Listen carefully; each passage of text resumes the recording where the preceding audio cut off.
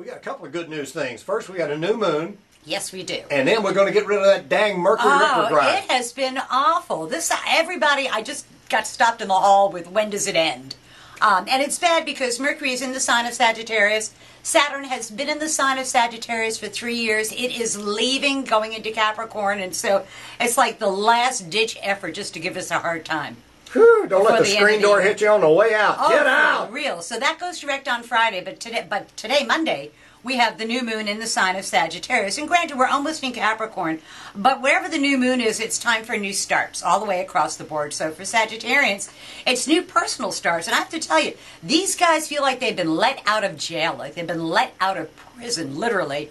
With Saturn being in your sign, it's the least fun time in 29 years. So they are really excited about this new moon, meaning new starts for them. And anything they have left in their life is dependable and reliable, and they can count on it. For Capricorns, it's a good time to take a step back this week. The sun hasn't entered their sign yet. It's the end of their solar year. They're kind of the humbugs of the zodiac, to where they're just kind of feeling like, oh, God, why do I have to go through all this stuff? So take a day or two off for yourself, Capricorn. Don't try and do everything. Your energy will be restored the following week. For Aquarians, good time to reach for the brass ring. It's a good time to get the groove, because this is a time of year when a lot of groups get together.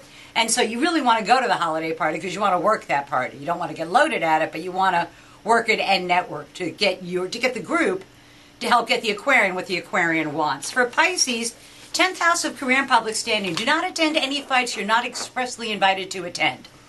Don't be sympathetic towards other people. Don't take up for other people. This is a good time for Pisces to be selfish to protect their own professional interests, which normally they don't do. For Aries, important matters at a distance, legal matters, educational matters, property, any kind of contracts or any kind of negotiations. It's a good time to lowball someone now because you kind of have the upper hand at that. And so you may not want to sign anything till after Mercury goes direct on the 23rd, but you do want to go ahead and do your negotiations now because the law is on your side. For Tauruses, it's about just trying to find the energy to finish it out is really just the right thing. When you hear the running on empty song, that's where Tauruses are right now. They're just about at the end of their steam, and for them, this last week is that big push, and then they can just kind of collapse in a heap and enjoy themselves. I know one that fits. Yeah. For Geminis, it's about finding out who your enemies are and who your allies are, and they have looked a lot alike to Geminis for the last 3 weeks or so, but it's really becoming clear to the Gemini, and they will know by the end of this week who is with them and who is against them. And if they're against you, don't forget it, Gemini. Don't let it slide. Don't think, oh, it's just a short-term thing.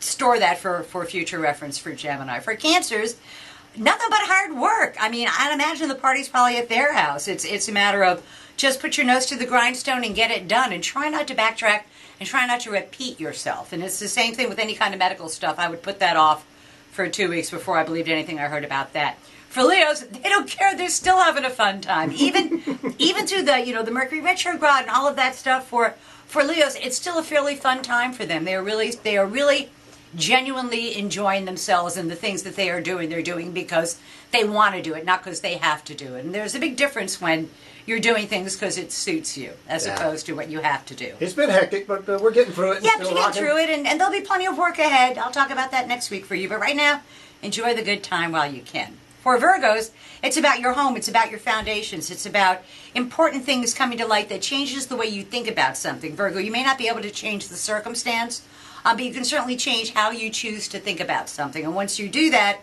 once you change your mind, then your reality comes into sync with what the new thought process is. So, and you got to let go of something. Just go ahead and do it instead of fighting it, because resisting is what causes all the pain. For Libra, the pace of their life is about to pick up to warp speed, and while everybody else is kind of settling, Libras are all over the place. They've got places to go, people to see, things to do. They really need to define the hit it and get it kind of thing, just to not dawdle over anything. And then for Scorpio, the last time we're going to talk about, it's about making more money. It's about using your words through your own effort. This is not money falling out of the sky on you. This is you sitting down and coming up with a plan with how you can make more money. And it's going to require a lot more effort on the Scorpio part. But I have to tell you, if they put any kind of effort towards it, they ought to get a pretty good result out of it. So that's tomorrow's news today for the 12 signs of the zodiac, with the new moon in Sagittarius and then Mercury going direct on Friday, finally. Woo-hoo! We'll see you next week. with much better news. Woo.